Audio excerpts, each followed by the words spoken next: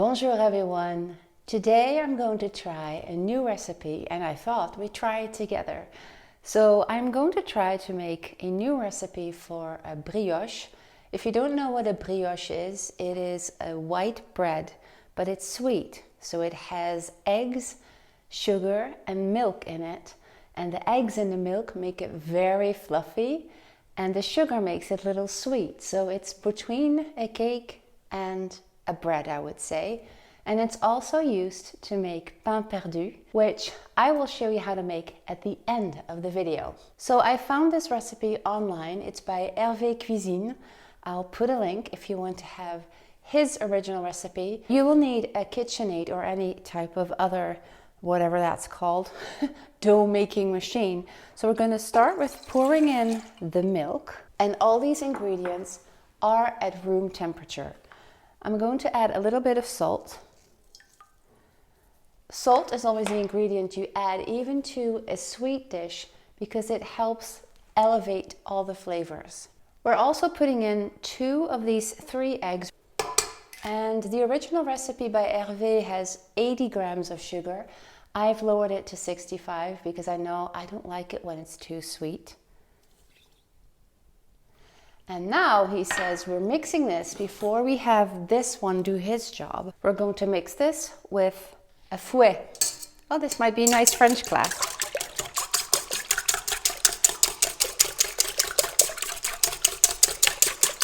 So we have le lait, the milk, les 2 œufs, le sucre et un tout petit peu de sel. Now that all these wet ingredients are mixed, we're adding our flour. This is 500 grams of plain flour, and it's a very fine flour. It's T55 in French, which is a good flour for baking. The higher the number in France, T55, T45 is even as low as it goes, T55, T65, T110 even. The higher, the more whole grain it is. So we're going to put this on slow and start giving it a first mix. I'm turning it off now before it's all coming together, because in his recipe, Hervé uses fresh yeast. So it's crumbly, it's wet. I want to use dry yeast, the kind that you can just put or add into any mixture and that you don't need to dissolve up front. And I want to try if that works because I know that I always have this in my pantry, but not the fresh yeast. So I'm adding this now. Now I'm letting this do its job for about 6 to 7 minutes.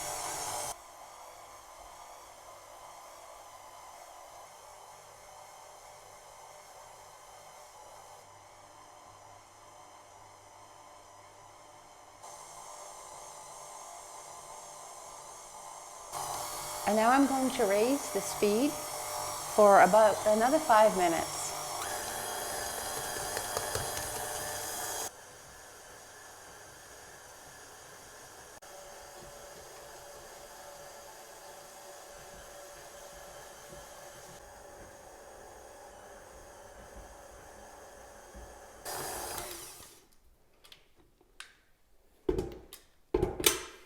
Wow, this looks really good already. Now we want to add the butter. And I do remember while I was waiting for all this kneading time, why I both loved and hated this recipe when I was younger. Because in my 20s, I made this when I would go home in the weekends. I studied French in a city about an hour and a half from where my parents lived, and I'd come home and bake this. But I didn't have one of these, and this is just a whole lot of kneading if you need to do it by hand. It's worth it. 8 minutes now that we have the butter in at low speed.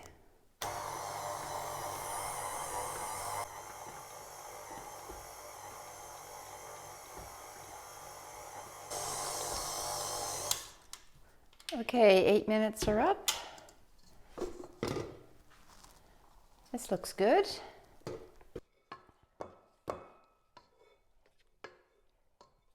Voila.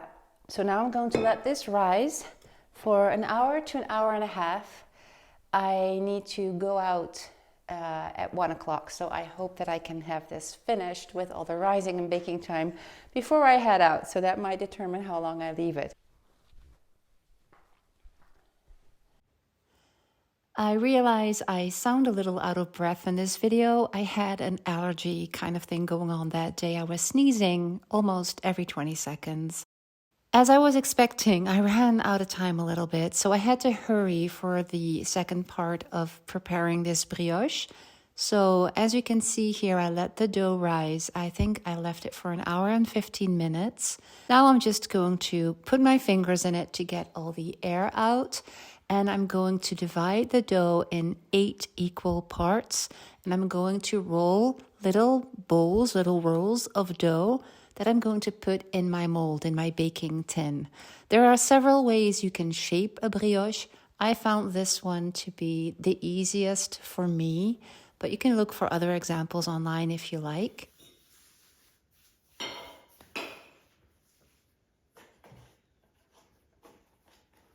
Now I am leaving this to rise for another 45 minutes.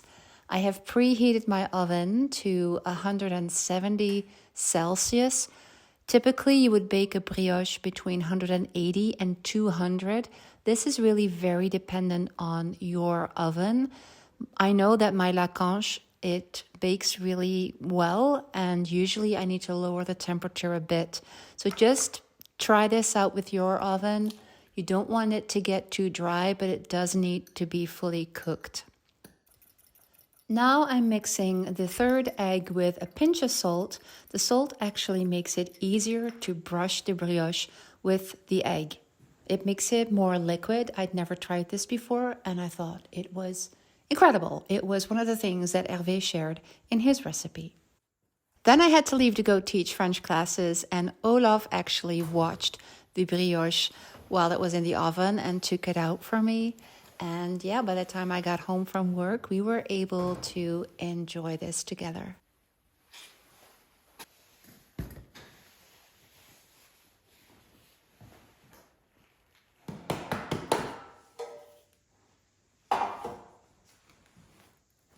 Oh, dat ruikt lekker. Oh. Mm-hmm.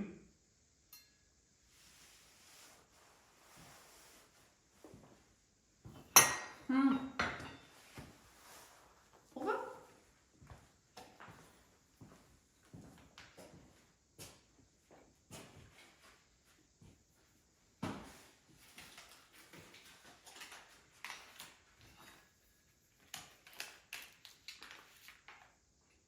Mm.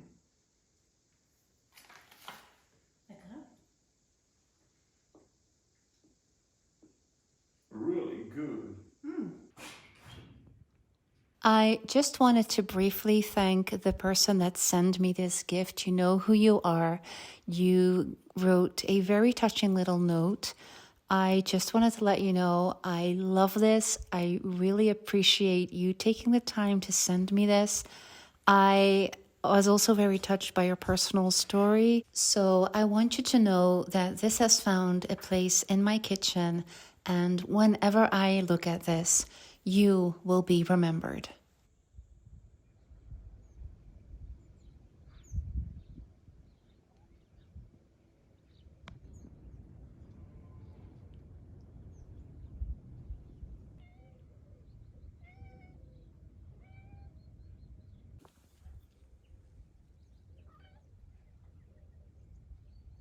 It is the next day. This is all that is left of the brioche, so that goes very quickly.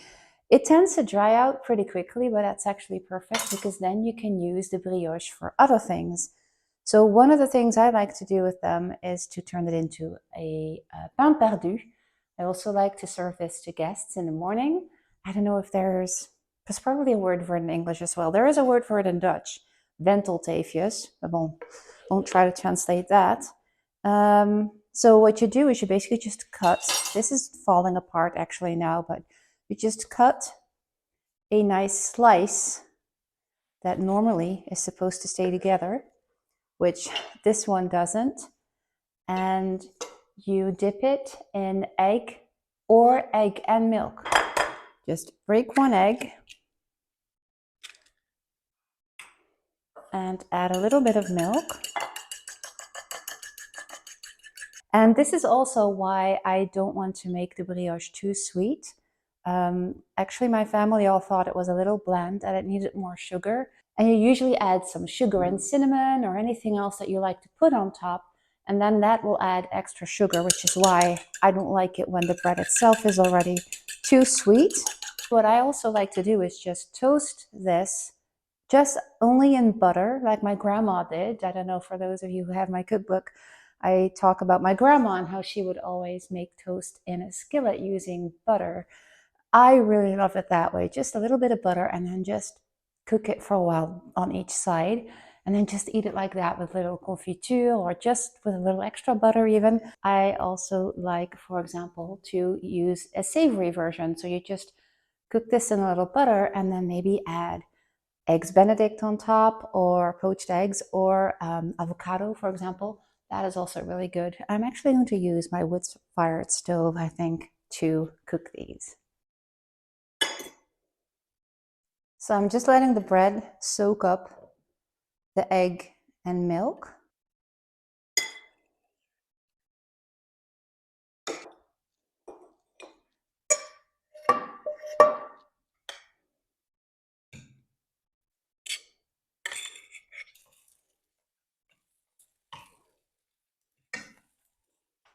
Right, now let's pop these on the plate.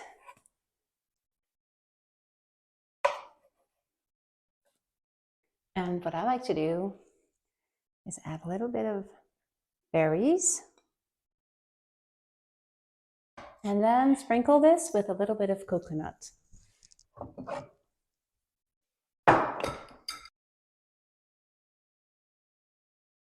Voila, that's all done.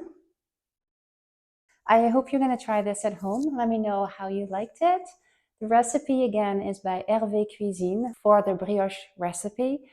There are so many different recipes throughout France. Every region even has their own specialized brioche. And there's also all kinds of things that you could add. So sometimes you can add maybe chocolate chips in your brioche. The original recipe had fleur d'oranger, so that's orange blossom aroma added to it, which I don't really like because it tastes too much of soap for me. I like it for my scented candles. Some people put rum in the dough, so you can just experiment with this anyway that you feel, what you think might be nice. This was my first time making this particular recipe, and I am definitely going to be experimenting as well with this one. Anyway, I'm going to enjoy this now. Thanks for watching, and I will see you in the next video.